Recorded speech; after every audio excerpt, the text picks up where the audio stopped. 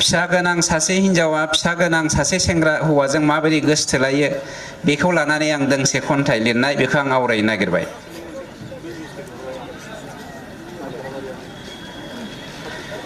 आंनि खन्थाइनि मुङा देग्लाय बैसागुआवनो दुम फेरेरे।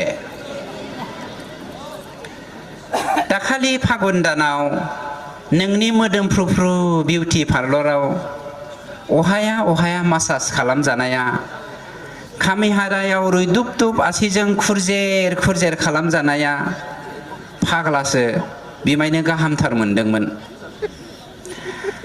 आं मिसिबथाबना देहाखौ गथायदोंमोन, बिखा फोनां फोनां नोंबो मासाज खालामदोंमोन। जेनेबा बिबार एमावसो सानैबो दङमोन। सिमांफुरियाव मौसुमि बारनि सिबखन्नायाव गोदना देमग्लाय देमग्लाय जरासे हांसो राजाया बिरबायदोंमोन।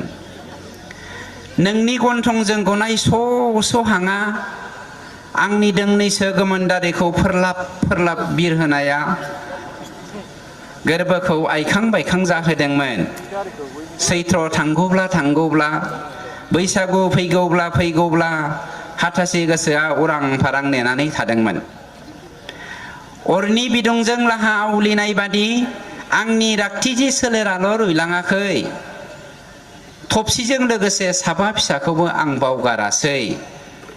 दै बाल्थिंसे खावब्लानो हेस फेस जाग्रा बोराया 20 बोसोरनि सेंग्रा जाथि बायदि जाथारदोंसै। नोंबोथ' एसेल' समायना नंखाया फाग्लिया, सानै फिसानि बिमाब्लाबो फिसाइ गोनां बायदि नुखाया। बिखायाव नायबोला फागुन फागुन मोनलायलायो, खावलाय बिलिरबोला दुफां दुफां नांलायो।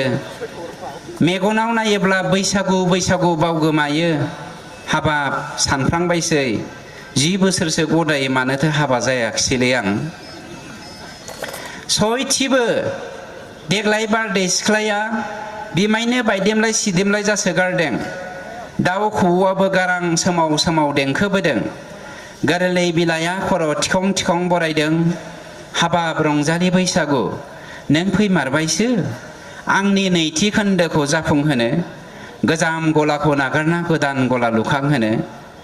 सिंखावरिनि खोमाजों खोमा बुंनाय बायदि देग्लाय बैसागुआवनो दुम फेरेरे खालाममारनो। Thank you.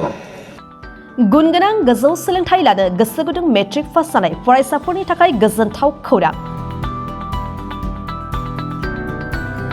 बड'लेण्ड स्टार एकाडेमियाव फरायसाफोरनि मुं थिसननाया सोलिगासिनो। क'क्राझार सहरनि साहा फारसे साखाथि तितागुरिनि समबाय मावख'नि साखाथियाव थानाय बड'लेण्ड स्टार एकाडेमि जुनियर कलेजाव 2024-25 सोलोंथाइ बोसोरनि थाखाय हायार सेकेन्डारि थाखोआव गुनगोनां सोलोंथाइ लानो गोसो गुदुं फरायसाफोरनि थाखाय मुं थिसननाय हाबाफारिया सोलिगासिनो।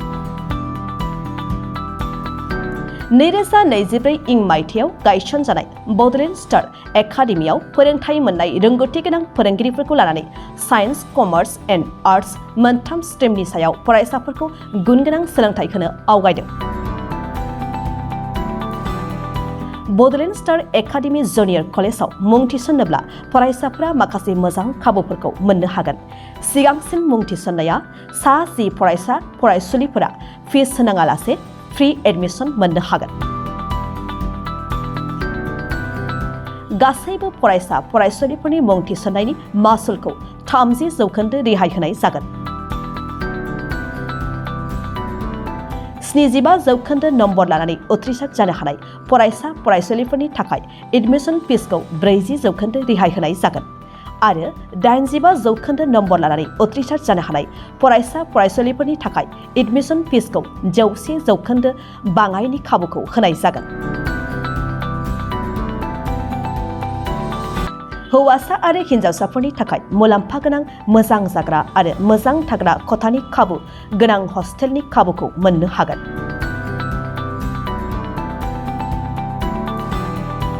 बेजों लोगोसेयैनो JEE नीट आनजादनि थाखाय बेसेन नाङै कचिं, मान्थलि मक टेस्ट आरो आर्ट्स स्ट्रिमनि फरायसा फरायसुलिफोरनि थाखाय काउन्सेलिं बायदि बायदि उफ्रा फराफारिफोरनि फोरोंथाय खाबुफोरखौ मोननो हागोन।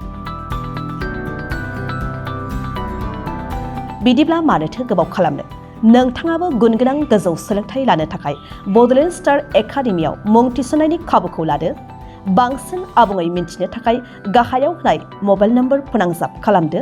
Mobile number 6003499997 7638008149 6003494371